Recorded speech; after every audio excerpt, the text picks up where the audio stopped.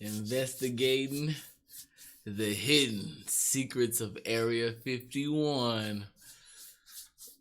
Go on, grab your tinfoil hats, ladies and gentlemen, because we are jumping into some conspiracies.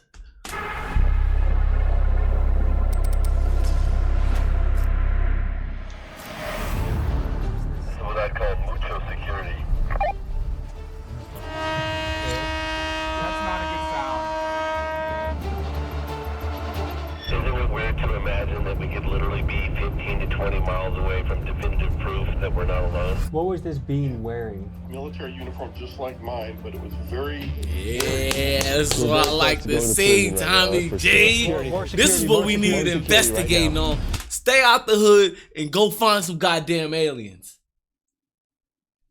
We already know what's going on in the hood.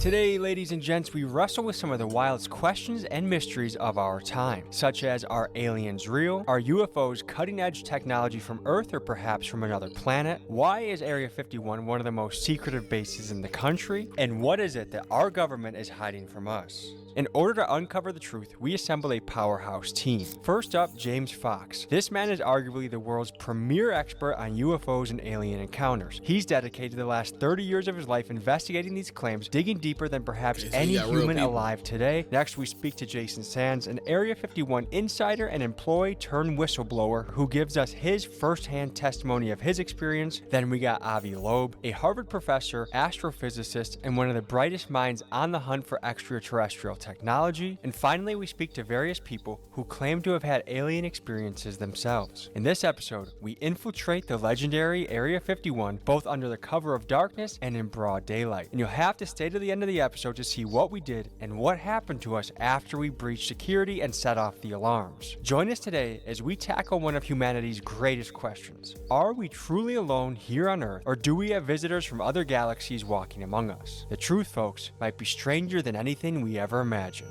Let's dive in. Folks, two things before we get started. First, the merch is back in stock, including the sweatshirt that had Don't touch me. Private property in New Leaf, right? Security and exclusive access to our Scientology series, including our pushing match with their private security at their celebrity center. Whoa. Wait, where's the private property line? Where's the line? You need to leave right now. Don't touch private me. property. Don't touch me. It's private property. You need to leave right now. That is available only at Patreon. I thought we did something. Here we go.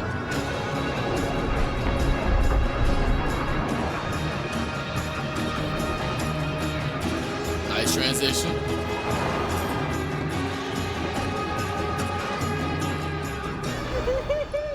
We're in the Wild West right now, folks. It's breathtaking what we're driving through right now on our way to the Alien, which is a motel in the Area 51 network. What is Area 51? Is it a place that aliens were brought to and interrogated and questioned to figure out more and kept from the public? Or is it simply a place that's so remote and so out there that it's an excellent place to develop top-of-the-line military technology, run exercises?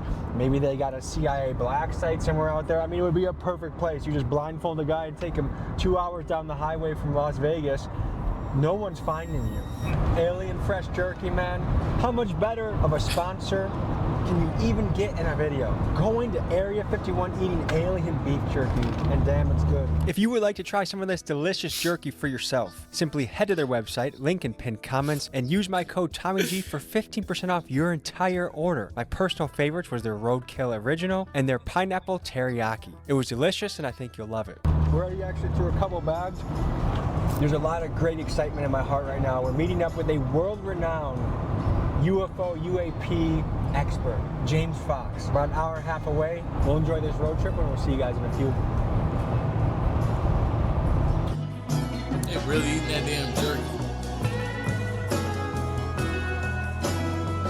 I'm good on jerky. So we're halfway to the Alien, and already you can tell that there's an alien culture that just permeates around here. The gas stations have aliens in them. It's just so remote. I feel like this is just one of those bizarre places where everyone has some sort of story where they saw this thing in the air. Heck, I have one of those stories. I remember in high school, we were in the back hill in this retention pond. If I had my old phone, I got it on my phone. Like, there was something moving in the air, and I saw it. Like, I know what I saw. Who knows what the explanation is? Let's keep driving.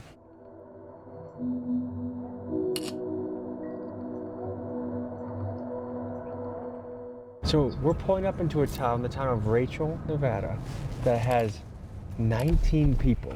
We're gonna meet our alien expert friend, James, and just get the lay of the land here. We arrived late in the night at the Alien, and they had a strict no filming policy. So we went nearby to the town's only gas station to meet our contact, James Fox, and make a game plan for the rest of the night.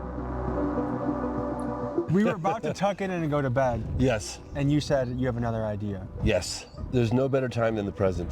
And we're out here, and we're not going to see anything if we don't try. Let's take our asses out to as close to the base as we can possibly get to without risk of being arrested and or shot. The use of deadly force is authorized, so Kill on sight. It's real. They're not around. If you were to hide super secret craft of non-human origin anywhere on Earth, when you come out here, you could see this would be the perfect place to do it. Is it fair to say this is one of the most top secret places on Earth? This is the most top secret place on Earth, yes. Right now, we're gonna go out to probably the most famous mailbox in history. It was the infamous black mailbox, but it became so famous because when you get to the black mailbox, you'll see a dirt road. It's completely unmarked. There's no road signs. You turn off, and that's the point where you go in on the dirt road to the base for about 20 minutes, and then you get to a sign that basically, and you'll see security. Like if you go beyond that sign, all bets are off. So the black mailbox, I think, got so famous that it might have been stolen. I heard it might have been recently replaced. We're gonna find out right now. Is that our first destination? That's the our black first mailbox? destination, yes. Let's get hopping. Let's go. Oh, wow.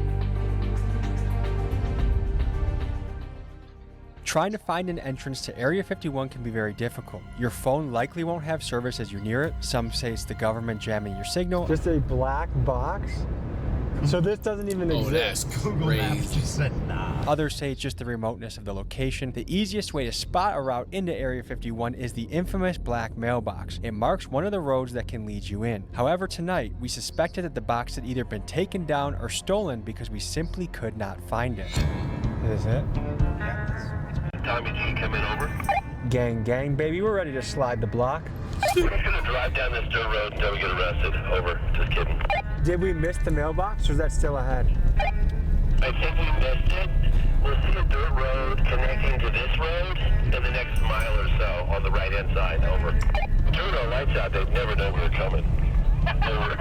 Isn't it weird to imagine that we could literally be 15 to 20 miles away from definitive proof that we're not alone? 15 to 20 minutes away from information that could change the entire world. Yep. What has motivated you to dedicate your entire adult life to chasing down and researching these things? Imagine if our government had definitive proof that we're not alone in the universe, whether you believe it or not. But if you felt that was true, could you just walk away easily from that story? I feel that every man, woman, and child has a right to know, and I feel it's an incredibly important and significant. Would knowing if aliens existed, would that even change our day-to-day activities? Like, we would still have to pay rent and our bills and shit, even if aliens came down like, yo, we real. Damn. Piece of the puzzle, and it's difficult to walk away from. I have to give huge credit today to my friend, Julian Dory. He is the key behind all of this happening, the connection to James Fox. He was the key behind the Trump assassination video, and he's the key behind the Scientology video that we have in the works as well. To show love to Julian, links in the description, blow him up, comment Big Dog's Gotta Eat, and thank you, Julian. Guys, do you see that red light off in the distance, kind of at our 1 o'clock? Yes. That's apparently got all sorts of sensors, including video. They're watching us come in right now. This is security. This is definitely security up there. No question, over. If you are considering trespassing on the Nevada Test and Training Range boundary, please consider the following consequences. You will be required to pay a $1,000 fine. You will have your car towed at your expense. You will have your car impounded at your expense. You will be brought to HICO, Nevada to be processed. Once released, you will be responsible for transportation, blah, blah, blah. Now, my question is it telling us not to go beyond this point? Or can we go a little further until, I think we go a little further. Oh, he's moving. That guy's watching us. He's listening to us too, I'm sure of it. You think they have that level of technology? Absolutely. What makes you sure of that? Because I've heard about it. They can just point and they can listen. George Knapp's documented that. Folks, we gotta pay homage to the legendary Las Vegas journalist George Knapp. In 1989, George broke the story on Area 51 and brought its existence to the public eye. His interview with Bob Lazar, who claimed to have worked on reverse engineering alien technology, invited a firestorm of speculation, forever linking Area 51 to extraterrestrial secrets. George's fearless report. I never knew that. I thought that was just always like a thing the government put out there. Hey, it's Area 51, don't go here. But it was a Las Vegas news reporter who okay. We're gonna learn something today, ladies and gentlemen. Forced the government to acknowledge the base's existence, and it laid the groundwork for decades of UFO investigations. Without him, the legend of Area 51 might still be a secret. James, you want to go say hi to the scary man? You want to go say hi? I mean, I want to see who that is. This is the gate. This is the next layer. Oh, he's coming down to us right now, over. They say that there are only two guarantees in life: death and taxes. Yeah. I think the third is we go beyond that sign, we go to jail and or get shot. What we know about this base is you can tell, like we just drove in down 30 miles of dirt road to get here. You just simply can't imagine just how remote this place is until you come out here and see it in person. It just doesn't. You know, it's hard to convey. And the level of secrecy. Yeah, it's just the remoteness and secrecy. And when you finally do find the edge, you still barely see anything except for barbed wire tracking all through the grass, the signs, the gates. Are these guys special forces? Are they mercenaries? Who are the people patrolling the base? They're usually the people that are from special forces. They hire them up and they arm them and they tell them that, you know, this is the way we do business for the program, and off they go. What kind of power are they authorized to use on someone that's going Deadly toward the force. They're authorized lethal force. This base got a lot of attention in the late 80s when that guy Bob Lazar came forward through George Knapp. It was initially as a incognito, anonymously he came forward, and then ultimately because for fear of his life. He was saying that there were craft of non-human intelligence in the possession of the military, and they were being housed by Papoose Lake in a series of camouflaged hangars that were built into the side of the mountain. They have no wings, they have no tail, they have no visible means of propulsion, they make no sound, they don't have any air disturbance, very little noise. Some people will talk about a slight buzzing or humming sound within a certain proximity of them.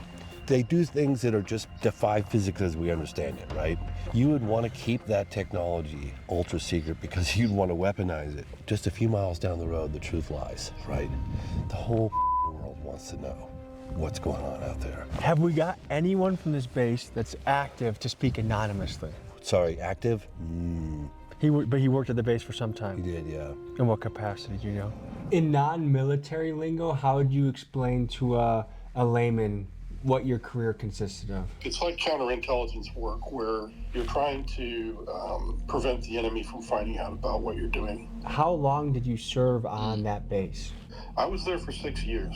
Tell us about the morning of the encounter. What happened? Well, we went up range. We had to look at a video of the UFO that came in and entered into the Nels test range from the previous week because they didn't know what it was, so they were just trying to get people to observe it and verify that, yeah, this is something that we didn't see, because you're talking about, anybody on my crew, we've been there for years. We'd seen all kinds of aircraft, and this didn't fit anything that we'd seen on the video. So this is what it recorded the UFO also. Looks like one right up high now, going like straight up. So a UFO crash lands on the base, and they wait until the Monday crew comes in to look into it? Pretty much, that's what it seems to have happened. This is a sign. Oh, he just honked at us. He just honked. He probably thinks this is something He honked. Dude, he fought. Yeah, Because I know. he's hearing us? Well, hang on, I'm just asking. Yeah. Wait. Oh, he just honked at us. That's what it seems to have happened. This is a sign. Oh, he just honked at us. Oh, security. He probably thinks this is something He honked. Dude, he fought. Yeah, Because I know. he's hearing us? Well, hang on, I'm just asking. Yeah. Wait. What did he say? What did you say? Hang on. Honk if you can hear us. Okay, we're about to drive up this road. Are you going to arrest us if we do so? Honk, please.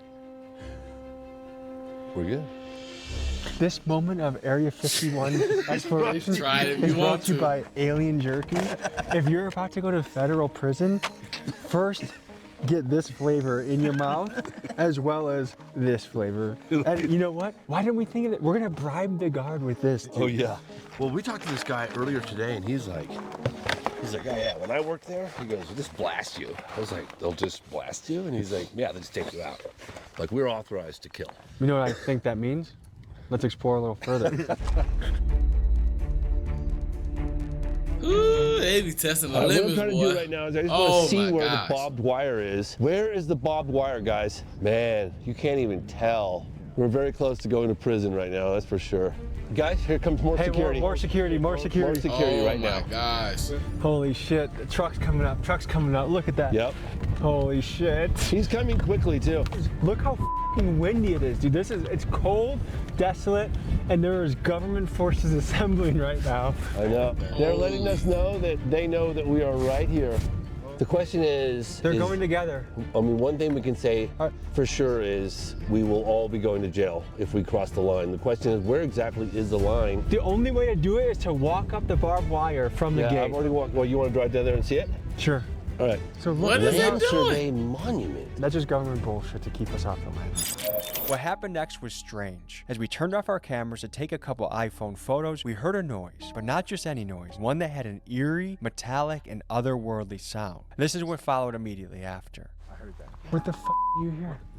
It sounded like metallic, something big, metallic, and somewhat loud. I thought someone was coming. I thought it was You Why heard they it? and they had that shit recorded? Are you sure that wasn't my car? positive. It came from right over there.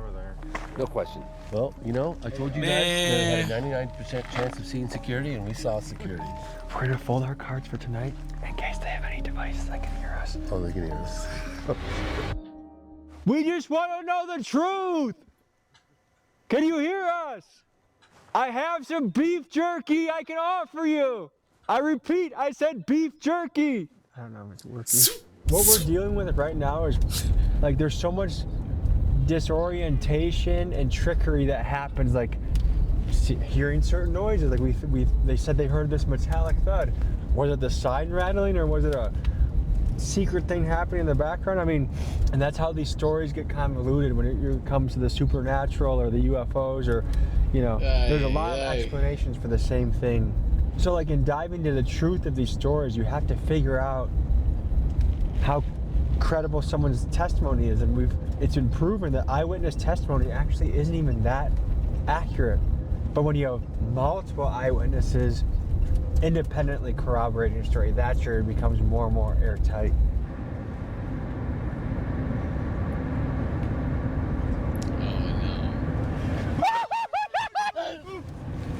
What the fuck?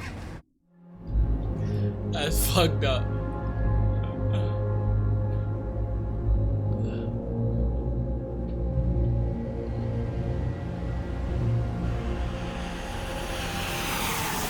So we're going to the Alamo Inn, about 40 miles away, and kind of the other side of Area 51. There's the Alien, the Alamo Inn, and kind of you go in between them, that's where you can go on the road to the back way of Area 51. And we're going to talk to the motel owner and actually stay there the night.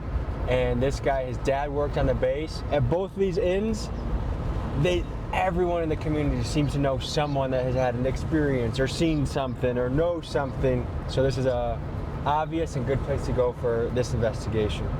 All right, folks, we're pulling up to the most famous mailbox in the world. Oh, is that Tell the black people what we're mailbox? looking at right now. So this is the remnants of what was once the black mailbox. Because of the nature of secrecy of the space, there's no road signs, there's no indication of where the entry point is to Area 51. There was this black mailbox to a rancher who lives probably at that ranch out there. This mailbox became the beacon of like the entry point to go in to check out Area 51. And so everyone's just like, turn right at the mailbox or turn left at the mailbox. Like that's the dirt road into Area 51. It became just super famous, the most famous mailbox on the planet. Also, I want to draw our attention to there's mountain ranges everywhere we can look. Just one and road. These are also vantage points. Yeah. And Chuck Clark spent his life documenting these vantage points, and one by one, the government shut them down. Yes. So what do you mean you shut down a mountain? His place got raided. He was raided right here in Rachel, And George Knapp covered the story what? at the time. The story goes with Chuck that he allegedly got his hands on footage of an alien encounter so good, so compelling, that Logan Paul drove to his house with $100,000 cash to try and buy the video, but Chuck refused. It goes without saying that research from guys like Chuck Clark are foundational and lay the groundwork that allow me to continue to explore the mystery of Area 51 further.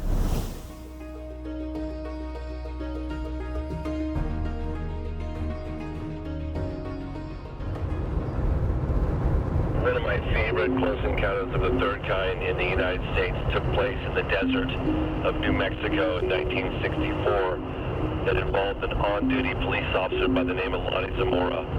And the Air Force files during the peak of Project Blue Book investigations have detailed diagrams and of the craft where it landed, the landing gear impressions, photographs of the landing gear impressions, the footprints from the alleged creatures, very detailed report in Project Blue Book own files. We're having a local pull up that his parents had an encounter with a non-human being right in this area in the 90s. So we're gonna get to hear the story from him and see what we make of it.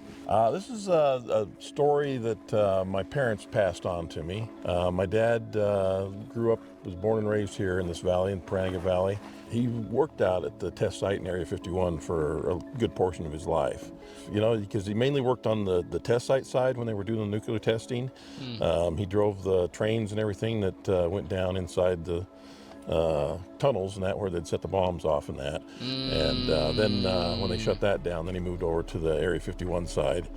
So we're all traveling on the road. We see this guy starting to kind of hail us and starts jogging towards us, but he's walking running very funny. It looked like he was going to fall over and like he was around. I'm wondering what's wrong with him. And then as we get a bit closer, I'm starting to notice that he's got very pale skin, but it's got this blue undertone like he's hypothermic. We get to the point where he's at the corner of the front of the vehicle, and the guy in the passenger seat in the front screams he's got no ears, and I'm thinking, well, that's pretty rude. The fuck? Why would he say that? And then I'm stepping out onto the roadway, and I look up, and indeed, he has no ears. Oh, hell no. This is, They got Michael Jackson in the goddamn military. What the hell is going on at Area 51? Really strange. Both your parents had an encounter on this road. Yes, they were coming down this road, coming over Hancock Summit here, coming back into town. They'd been out hunting or camping for the weekend, something. They were out in the hills playing around, which they like to do an awful lot. Mom says they come over the hill here, and he says you can see somebody walking down the road for quite a ways. It caught her eye. She's like, wow, what's somebody doing walking out in the middle of nowhere like this? As they got closer to it, she could see that it was dressed in, the way she describes it, is Bedawan. As they got close. Did I just tweak? Okay, I wasn't tweaking. I'm like, what the hell? It was dressed in, the way she describes it, is Bedawan clothing. So it was the flowing scarves and head covered and everything. Couldn't see anything other than the cloth that was around it. What was this being wearing? He was wearing a military uniform just like mine, but it was very, very clean. Then I noticed his eyes, and that's when I really got scared because the eyes were like twice as big. That's when he starts talking to me in another language. I don't know what it is, but somehow I'm understanding every word he says, even though it's a language I've never heard before. So was it an audible language or was this telepathic? It was both. He was speaking audibly to me, but at the same time, I think I telepathically understood the words. As they got closer to it, it stepped away from the road and crouched down, along the borrow area there. When it did that, my dad continued to drive past it. She goes, hey, we ought to stop and see if they need help. And my dad just told her, no, you didn't see anything, and went on. And if you knew my dad, he's the last person in the world that's not going to stop and give somebody help, especially if they're out in the middle of nowhere like this and they're unfamiliar with the surroundings. Facts. Like, if aliens are real or creatures from another planet are real, why do you think your dad never wanted to talk about it? I think that's what the oath he took, when he went to work out there, is that he couldn't talk about that stuff. And as he's walking away, I look back at my friends in the car, and they all look like they're zombies. This guy is not from this planet, is what I thought when I saw his features on his face. You gave testimony behind closed doors. Did you do that in a skiff, or where did you do it? I did it in a skiff. Okay, and so were there members of Congress or chiefs of staff, like who? It was all the committee members, you know, from the Armed Forces committees. What was the look on their faces when you started describing this alleged encounter with an alien? Shock. A lot of people that have had a sighting, an experience, are pretty quiet about it. They keep it tight to their chest. Why do you think that is? I think that they're afraid of being judged, you know, because there's a lot of people you say, oh yeah, I had an encounter, you know, they're gonna go, ooh, you crazy, you know, there's something wrong with this person. What was the moment in your career where you said, I think we might not be alone? October 19th, 2017. The first interstellar object was spotted by a telescope in Hawaii called Pan-STARRS. It was given the name Oumuamua, which means a scout in the Hawaiian language. This was the first object identified as coming close to Earth from outside the solar system. It was roughly the size of a football field, flat object, pancake-shaped.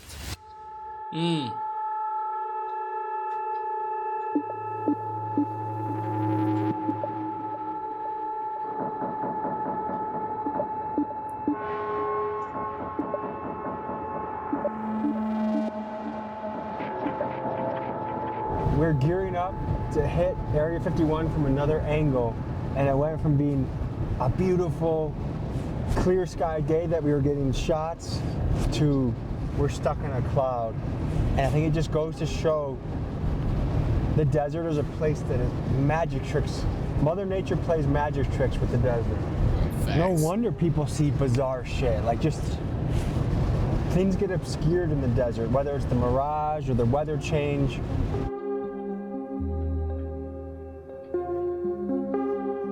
That shit's crazy.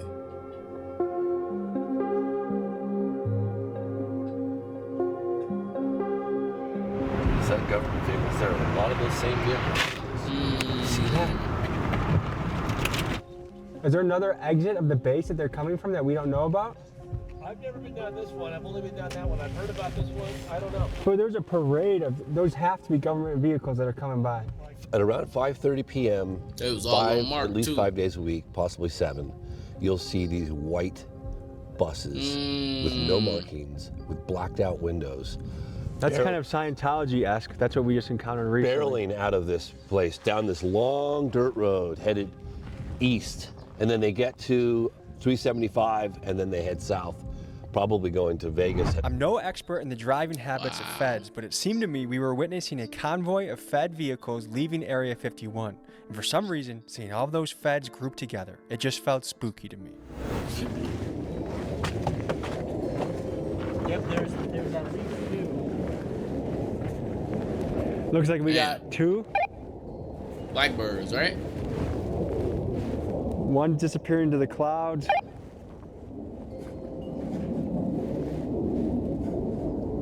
Can you describe some of the technology at the base? Like, how much more advanced is it than the public perception of what our technology is? I don't want to get into specifics, but it's hundreds of years. Hundreds of years ahead of what we think is happening? Yes. So I think part of the question is this just high-level military technology that they don't want other people to get their hands on? Or did they get some of this technology, the way things move, the way they turn, stop, that seem to defy our typical engineering and physics? Did they get that from alien crafts? When an alien craft crashes, they have the best engineers in the country examine it and try to re-engineer it. Is that what's happening at Area 51? Or is this shit just so advanced and they just haven't released it to the public? Our conception of what is possible is 60 years in the past, 50 years in the past, and they just haven't shown us the good shit because, well, it's a tactical advantage in war. It's all possible.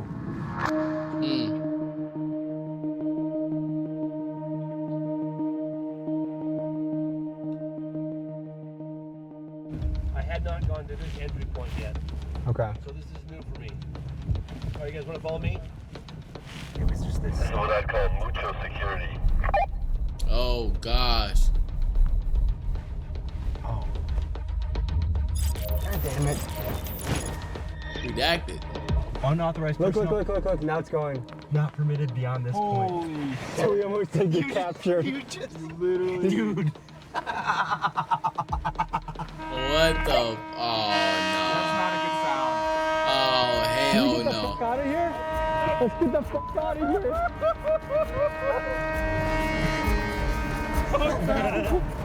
Whoa. That's push. Like, are we being pussies for leaving after that? They were trying to trap us. They were. Who's this guy fucking going backwards? Methy over here is going backwards, trying to get us. Is he? Is he What's this guy doing? Is he going backwards? What the fuck? This guy He is going backwards. Backwards. We're going 45 miles an hour and he's beating us right now. What the hell is this guy doing? What is this guy doing? 20 miles an hour backwards. You just trespassed on federal property. You know that gate where they close? You can go into a gate and then they close a barrier behind you. That's an entrapment, yes. What happens if you get stuck in that? That's a way for them to keep your vehicle and yourselves from going any further. And they will draw their weapons on you and they will tell you, okay, you're coming with us. They'll take all your equipment, they'll dismantle your car, look at all of your cameras, look at all your film. They will confiscate everything. And you'll be lucky if you get your car back in a crate later on, let alone whether you will be serving jail time in one of their facilities right there on the side. Holy shit, that was great. So close to the So you think we would have been trapped if Keegan didn't remind me to back up? Hell yeah, they would have locked you in there. 100%. 100%. Yeah.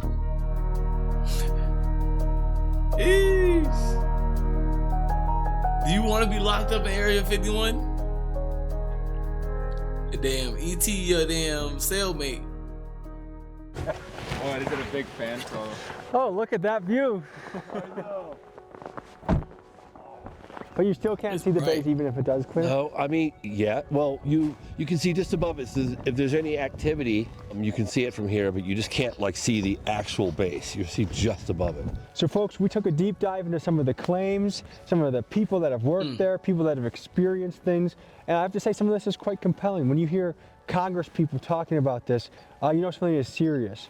And let me know what you guys think. You guys believers? Are you guys skeptics? Are you guys open to the possibility that this is real? It's been a pleasure taking this deep dive with you. I appreciate you, James. Go out there, watch this video. You can stream it, you can rent it. If you want to take this much, much further, this was a couple-day investigation. He's dedicated 30 years of his life to looking into this and made. Hey, we need to find out what Buddy was talking about with that more and more joint with the football. Football field size rock that they was talking about that could have been just a damn mothership. Where the hell he at? But anyways, if you made it this far into the video, go ahead and drop a 7 in the comments so I know you still rocking with your boy. Don't forget to like, comment, and subscribe and share that thing too to help the channel grow. We're trying to hit, what number we trying to hit? 500? Let's see if we can hit 500 subs, man. Help me out. Let's see. If you like that one, you probably like this video up here or down here. Go ahead and click on that, and I'll see you in the next one. Smooches. We gon' leave here what we came with. Nintendo 64. We ain't switching on the same shit. Impacts on the track, sound like I'm speaking Spanglish. Send my jeans, and I promise ain't no Wranglers. 19 on me like I Georgia swap with Debo.